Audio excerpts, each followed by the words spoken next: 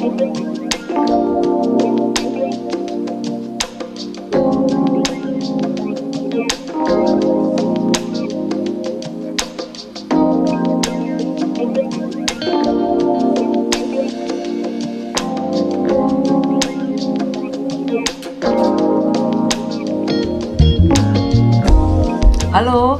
salam jumpa semua. Ketemu lagi dengan saya Prima Dewi di YouTube channel saya Rasa Prima.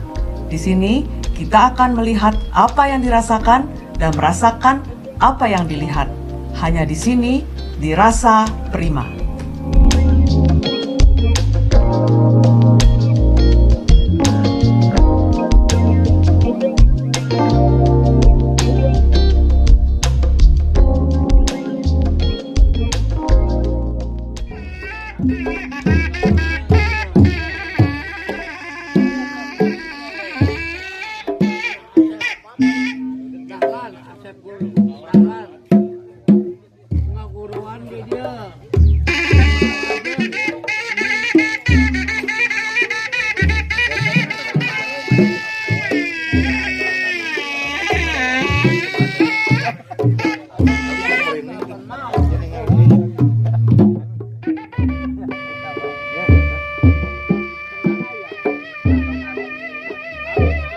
Halo guys, jumpa lagi dengan saya Prima Dewi di YouTube channel saya Rasa Prima.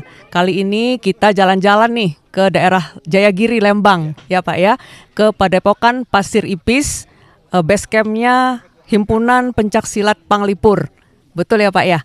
Nah saat ini saya sedang bersama dengan Bapak Asep Gurwawan ya.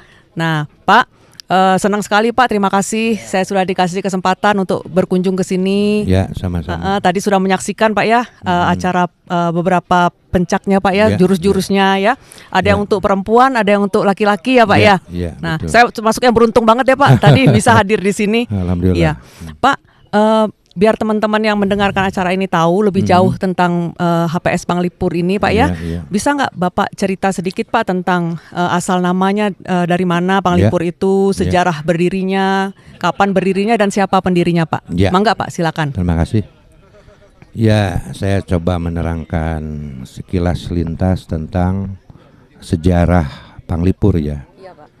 Nah, jadi Panglipur ini didirikan oleh Abah Aleh tahun 1909 ya. Nah, nama Panglipur ini diberi oleh nama Panglipur ini diberikan dari dalam Bandung pada waktu itu, Wiranata Kusuma. Oh iya Pak. Ya. Nah, ketika rombongan Pencak pada waktu itu tahun 1909 itu belum punya nama ya. Oh, iya. Jadi tahun 23 pada waktu menghibur Wiranata Kusuma dalam haji ya pada waktu itu, yaitu rombongan Pencak Abah Aleh dengan Kacapi Suling Pak Hamim. Oh iya Pak. Ya. Nah, dari situlah nama Panglipur diberikan oleh Wiranata Kusuma. Panglipur Galih diberikan kepada Abah Aleh, kemudian nama Panglipur diberikan ke rombongan Kacapi Suling Pak Hamim. Nah, setelah menerima itu tukar nama lah kedua tokoh ini. Nama Panglipur diberikan kepada Abah Aleh, diminta oleh Abah Aleh, kemudian Panglipur Galih diberikan ke Pak Hamim. Nah, jadi dari situlah nama Panglipur ya. Nah, tahun 1969 ya dijadikanlah berdirinya Panglipur gitu ya, sampai saat ini gitu. Berarti udah lama banget ya Pak ya? Alhamdulillah sudah lama dan sudah 1 abad lebih gitu. Panglipur ini gitu. Oke. Nah, pada waktu pendiriannya dulu ya Pak ya, kira-kira apa Pak yang menjadi tujuan Abah Aleh untuk mendirikan HPS Panglipur ini Pak? Ya. Nah, jadi perlu diketahui bahwa pencaksilat ini mengandung 4 aspek ya. Satu, pendidikan mental spiritual. Kedua, bela diri. Ketiga, seni. Dan keempat, olahraga. mental spiritual ini erat kaitannya dengan budi pekerti luhur, pembelajaran budi pekerti luhur, atau karakter building di situ. Nah kemudian bela diri, jadi setiap gerak mengandung unsur bela diri untuk keamanan ya. Kemudian ada aspek seni, yaitu bagaimana pencaksilat itu dikemas dalam bentuk seni pertunjukan gitu ya. Nah ketika Abah Aleh pada zaman itu kan ada zaman Belanda, ada zaman Jepang ya. Nah pada zaman Jepang itu diperbolehkan ya, pencaksilat pada umumnya dibuka gitu ya, baik dalam terutama khususnya pada aspek bela diri ya.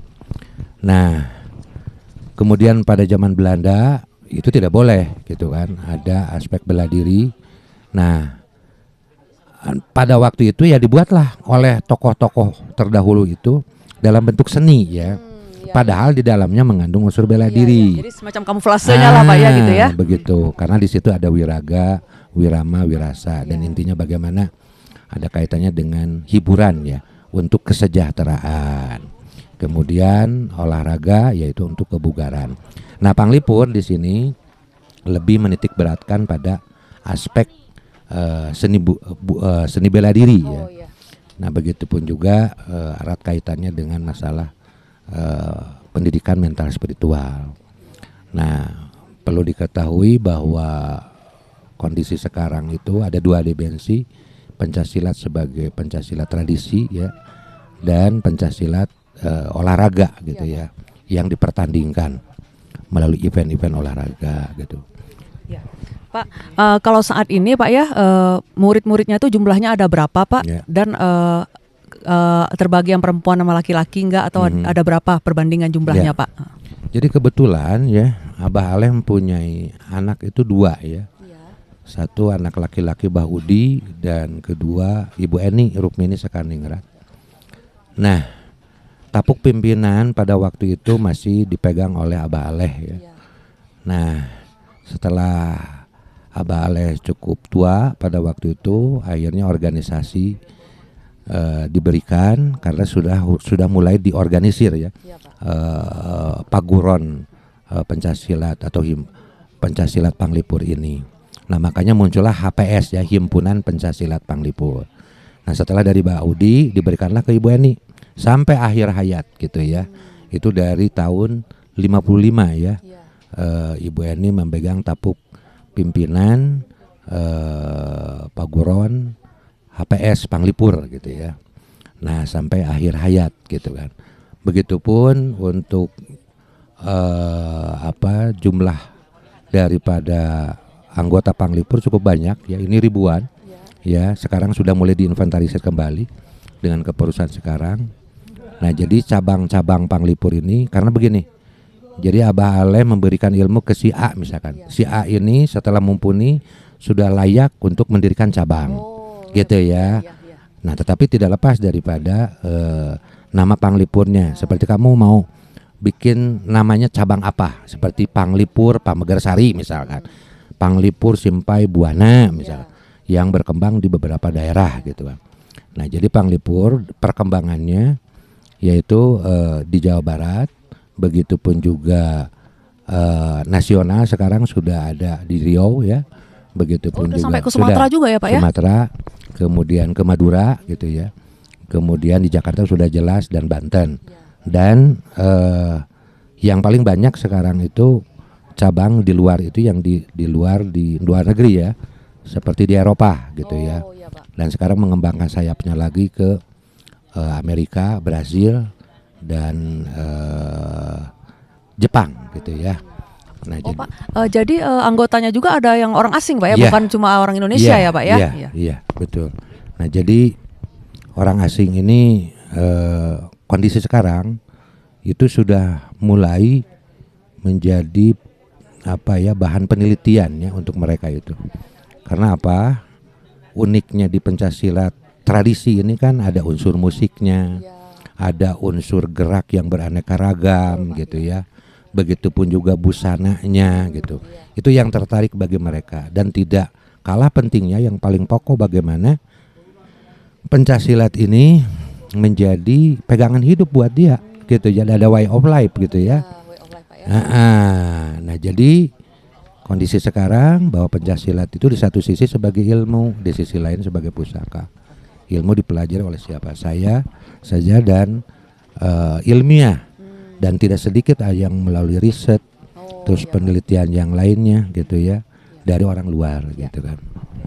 Nah, kalau kegiatan Padepokan ini sendiri Pak, selain ya tentu saja selain mengajar silat begitu Pak ya, ada apa lagi Pak Nah kegiatannya Pak? kebetulan di sini ya di Lembang ini, saya belum lama di sini ya, baru 5 tahun ya. Nah kebetulan di sini banyak cabang-cabang Panglipur dulunya. Nah di sini ada tokoh Pak Aki Tarmedi ya di sini, dan murid-muridnya banyak. Nah terus kita mencoba bagaimana merangkul kembali cabang yang memang sudah ditanamkan oleh orang tua di sini. Nah kebetulan di sini Jalan Pasir Ipis ya. Makanya saya pakai Padepokan Pasir Ipis gitu ya. Di dalamnya tidak hanya silat saja. Kebetulan anak-anak saya ada yang dari karawitan, ada yang tari gitu ya. Begitupun juga penca. Jadi ada penca Panglipurnya di sini. Begitupun juga ada sanggar tarinya, ada karawitan gitu. Nah, jadi makanya dimunculkanlah di sini, dibentuklah Padepokan Pasir Ipis gitu. Pak, kita kembali ke pencak silatnya Pak ya. Kalau pencak silat yang diajarkan di Paguron Panglipur ini Pak, apa Pak ciri khasnya, jurus-jurusnya atau bedanya dengan paguron lain Pak? Ya. Nah, jadi di Panglipur yang tadi 4 aspek tadi ya. Nah, mental spiritual, bela diri, seni ya. Nah, jadi lebih ditekankan pada seni bela diri ya. Karena di sini kita tetap mempertahankan budayanya gitu ya. Tapi tidak menutup kemungkinan untuk yang mengikuti pertandingan ya dalam event olahraga gitu ya, untuk menuju prestasi, apakah itu melalui PON gitu ya. Begitupun juga SEA Games dan lain sebagainya. Kebetulan saya lama di Vietnam ya 4 tahun. Pada waktu itu mengajar pencasilat pencasilat olahraga gitu ya. Nah jadi yang dipertandingkan di SEA Games dan kejuaraan dunia ya. Nah tapi tetap kami berangkat dari Panglipur yang memang masih memperkuat pada pencasilat tradisi gitu ya. Dari sinilah Panglipur yang menganut beberapa aliran ya, yaitu dari aliran Cimande, Cikalong, Serak dan Sabandar ya. Nah jadi yang diamanatkan oleh Abah Aleh itu, jadi tetap kita bertahan di fokus di pencasilat tradisi gitu. Kalau guru-gurunya sendiri itu berasal dari mana aja Pak? Ya kebetulan Abah Aleh ini punya guru dari aliran Cimande ya, kemudian dari Cikalong ya, itu Raden Ahmad ya, aliran Cikalong, kemudian dari aliran Sabandar, kemudian dari aliran Serak. Nah jadi masuk pada aliran Karimadi Sabandar. Jadi ada 6 aliran nih yang dipelajari oleh Abah Aleh gitu kan. Oke. Kalau tingkat-tingkatannya tuh ada apa aja Pak? Kan kalau di karate itu ada ban hijau dulu, ban gitu Pak ya. Kalau di sini gimana Pak? Nah jadi begini, seiring dengan perkembangan zaman ya, ini harus tetap ada tingkatannya. Artinya kita mengikuti perkembangan zaman. Nah tuntutan daripada anggota-anggota silat itu sendiri. Kalau dulu itu tidak ada tingkatan ya. Nah tingkatannya itu dan dilihat oleh guru itu, kalau Abah Aleh mungkin pada waktu itu dilihat dari tingkat kematangan murid gitu ya. Oh ini sudah waktunya nih diberikan senjata misalkan setelah tangan kosong. Oh ini sudah diberikan misalkan pada aspek bela dirinya misalkan ya. Dan berkembang itu gitu ya. Nah setelah Abah Aleh meninggal, begitupun juga Ibu Eni, pada waktu itu Ibu Eni masih ada. Nah makanya dirumbukanlah dengan para sepuh Jadi harus ada tingkatan. Nah, jadi sepakat di Panglipur itu ada tingkatan prapemula, pemula, pratama, madya, utama, pini sepuh. Gitu. Oh, ada 5 tingkatan jadi Pak ya? Jadi ada 6. Ada 6 ya. Nah, jadi itulah tingkatan yang sekarang dikembangkan ke cabang-cabang. Pak, saya kan kemarin sempat browsing-browsing juga tuh Pak di internet ya, lihat-lihat YouTube tentang HPS Panglipur ini. Lalu saya tertarik dengan ada satu headline-nya, satu beritanya Pak, bahwa katanya HPS Panglipur ini dulu ikut memperjuangkan pencaksilat ini di UNESCO agar diakui sebagai milik Indonesia ya Pak ya. Nah, bisa cerita sedikit nggak Pak tentang itu Pak? Nah, jadi saya secara pribadi pada waktu itu ada dorongan ya dari teman saya yang ada di staf UNESCO ya, Kang, ini pencaksilat ini harus secepatnya nih ada action bagaimana didorong oleh kita gitu sebagai komunitas dan kerjasama dengan pemerintah untuk goes to UNESCO gitu ya. Karena apa? Ini jangan sampai nanti nama pencaksilat ini diklaim oleh negara lain atau nanti didahului oleh negara tetangga kita katanya gitu ya. Nah, akhirnya kita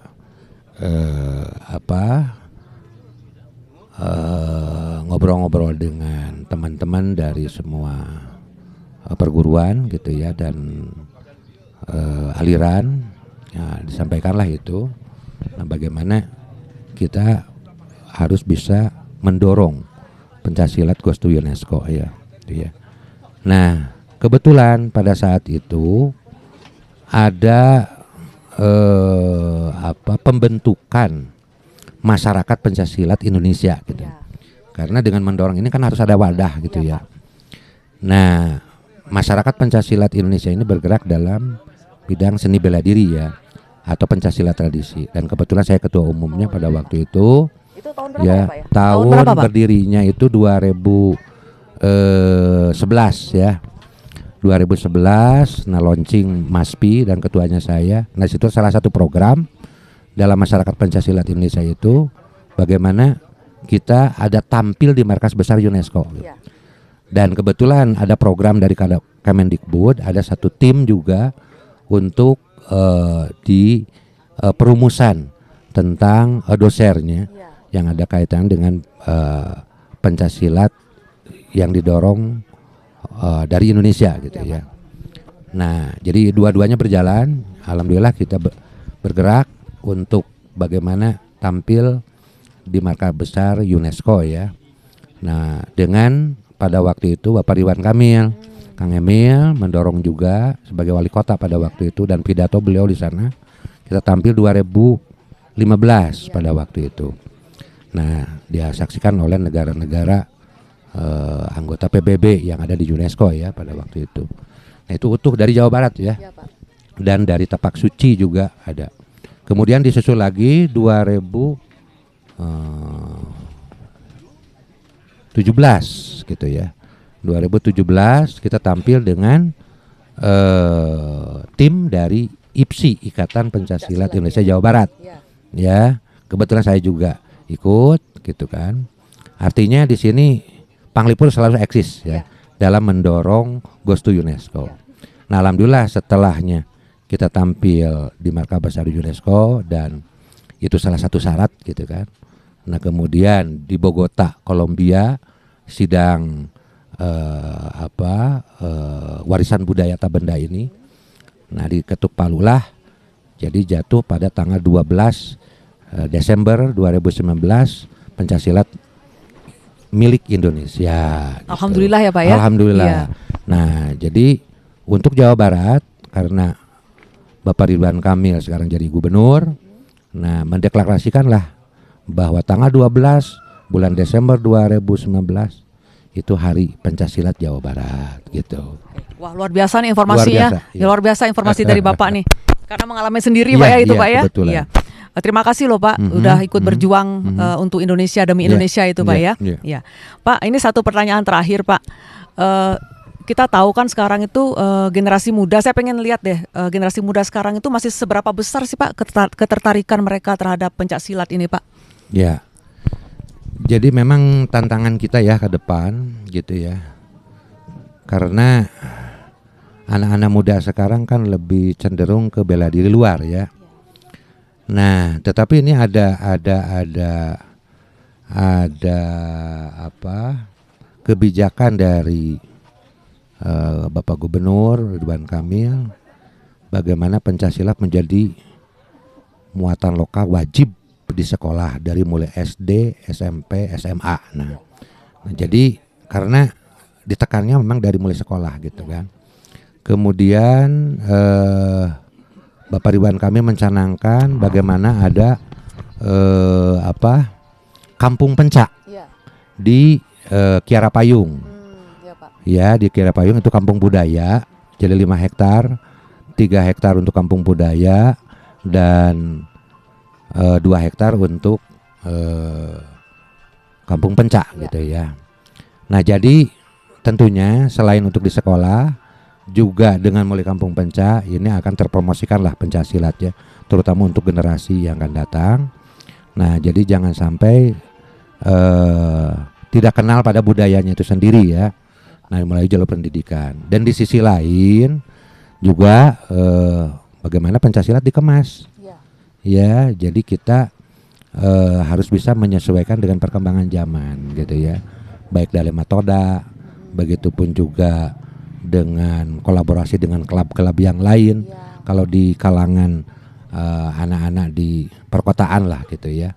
Tapi alhamdulillah setelahnya memang ada dampaknya ternyata. Setelah ditetapkannya pencak silat dari kita, ini sudah mulai tersentuh anak muda nih sekarang. Mudah-mudahan ya ke depan gitu. Oke, nuhun pisan Pak Asep atas sharingnya, ngobrol-ngobrol ringan kita tentang HPS Panglipur ini Pak ya. Semoga bisa menginspirasi teman-teman terutama generasi muda untuk ikut melestarikan Pak ya. Ini seni budaya bela diri kita Pak ya, yang sudah diakui oleh UNESCO. Oke, terima kasih Pak Asep. Semoga HPS Panglipur tetap berkembang, tetap jaya di masa depannya ya Pak ya. Oke guys, begitulah ngobrol-ngobrol kita. Sampai jumpa lagi di sesi berikutnya di Rasa Prima. Nuhun.